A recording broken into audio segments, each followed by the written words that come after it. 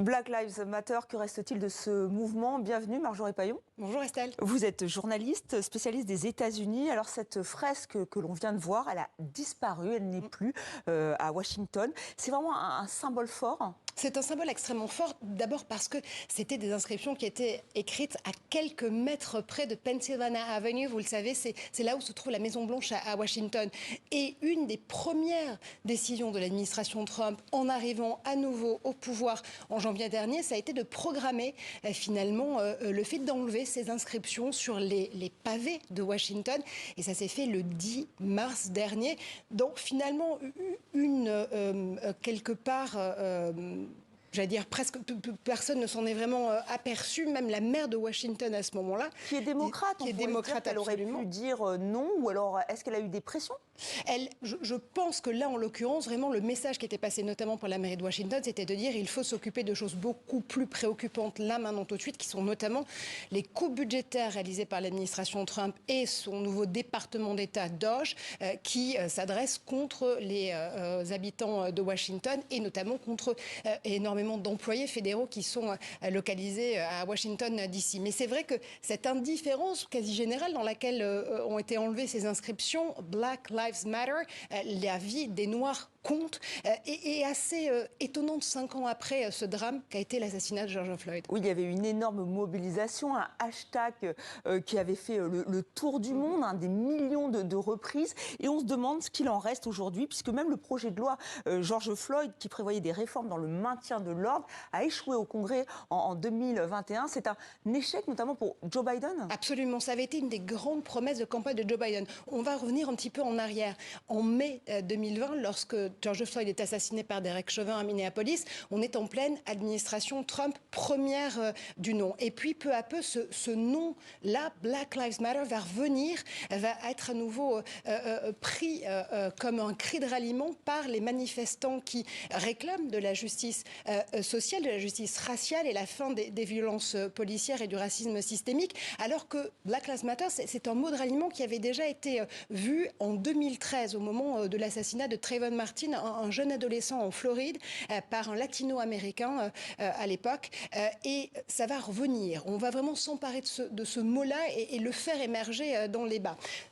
À ce moment-là, Joe Biden, qui est en campagne contre Donald Trump, s'empare du sujet, dit on va faire voter une loi, si vous m'élisez, pour pouvoir justement revenir sur ces violences policières, encadrer justement l'utilisation notamment de la prise d'étranglement qui a causé la mort de George Floyd, et aussi revenir sur ce statut d'immunité caractérisé pour les policiers, essayer de mieux l'encadrer pour éviter que cette immunité ne soit prononcée à chaque fois qu'il y a une bavure policière. Sauf que les midterms de 2022 vont avoir raison de ce projet de loi, puisqu'en 2022, c'est une nouvelle majorité républicaine qui s'installe au Sénat.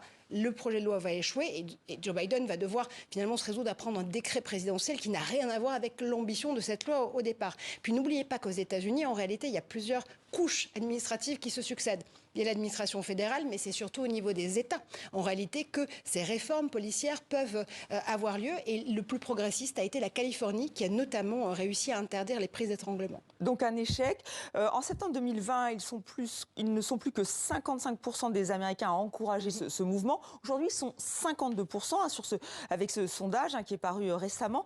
Plus de la moitié. Alors on peut se dire, c'est bien, c'est pas bien. Comment vous l'analysez ? Alors ce que je trouve le plus intéressant dans les chiffres que vous citez du Pew Research Center, qui est un des centres de recherche les plus factuels aux États-Unis et les moins partisans, c'est surtout que 27% seulement aujourd'hui des Américains se disent que ce mouvement a réussi à changer réellement la vie des Noirs américains aux États-Unis. Et ça, c'est très peu, parce qu'on était parti d'un héritage de 1960, un héritage du combat pour les droits civiques qui avait vraiment fait progresser ce débat-là. Et on se rend compte que finalement, 2024, pendant la campagne qui a opposé Joe Biden puis Kamala Harris à Donald Trump, finalement, l'électorat noir, en tout cas jeune et masculin, s'est plutôt tourné vers Donald Trump. Alors, ne nous méprenons pas, 4 Noirs américains... Non, 4 Noirs américains dans cet électorat sur 5 a voté pour Kamala Harris et resté fidèle aux démocrates. Mais on sent qu'il y a eu une progression quand même parmi les jeunes hommes noirs américains. Ça avait fait l'objet d'ailleurs de grands débats pendant cette campagne. Et dans Barack Obama, qui en allant défendre la campagne de Kamala Harris en Pennsylvanie, s'en était pris à cet électorat-là, à cette frange électorale, en leur disant « si vous ne si vous ne votez pas Kamala Harris parce que c'est une femme, vous vous trompez totalement. Donc on sent qu'il y a une fracture qui est en train de s'installer. Les violences policières continuent à progresser.